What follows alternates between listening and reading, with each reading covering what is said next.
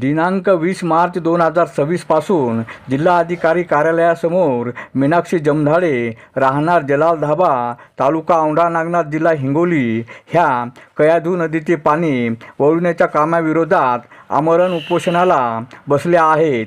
अद्याप त्यांना कोणताही न्याय मिळालेला नाही। प्रशासनाचे याकडे दुर्लक्ष होत आहे। त्यांना योग्य तो न्याय मिळावा यासाठी त्या आमरण उपोषणाला बसल्या आहेत। अरुण दीपके, TV7 हिंगोली। जय शिवराय, जय शंभूराजे, जय मल्हार, जय भीम। मी जनसेवक प्रतिष्ठान संस्थापक अध्यक्ष मिंटू कोरे। आम्ही 20 तारखेपासून हे कयाधू नदीचं पाणी पळवून नेण्याचं काम नांदेड जिल्ह्याला केलेलं आहे। या प्रशासनाचा पहिलेच प्रथम जाहीर निषेध करतो आणि आमचा हा आजचा 4था दिवस आहे। 4थ्या दिवशी या आमरण उपोषणाचं मी आज पाणी बंद करणार आहेत। आमच्या उपोषणकर्त्या रणरागिनी मीनाक्षीताई जमधाडे महिला प्रदेश अध्यक्ष आहेत आमच्या संघटनेच्या।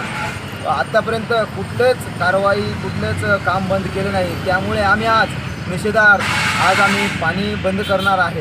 एवढंच मी बोलतो। जय शिवराय, जय शंभूराज। नमस्कार सगळ्यांना।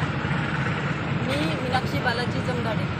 आज उपोषणाचा माझा 4था दिवस आहे आणि जे कयाधू नदीचं पाणी जे वळवण्याचा मुद्दा चालू आहे तर त्याच्यासाठी प्रशासनाचं कुठेतरी दुर्लक्ष आहे आणि एक महिला उपोषणाला बसलेली असूनसुद्धा पोलीस प्रशासन इथं उपस्थित राहत नाही आहे। ही एक शोकांतिका आहे। तर माझं प्रशासनाला एवढीच मागणी आहे की तुम्ही संरक्षण द्यावे आणि हे जे काम चालू आहे ते त्वरित बंद करण्यात यावे। जय हिंद। मी मनीष आखरे, राष्ट्रवादी काँग्रेस शरद पवार पक्षाचा एक पदाधिकारी आहे। माझा आज ह्या आपल्या रणरागिणी मीनाक्षीताई जमधाडे या हिंगोली जिल्ह्यातील पाणी पळवून नेण्याचा खाट जो चालू आहे नांदेड जिल्ह्याचा त्याच्याबाबत उपोषणात बसलेले आहेत।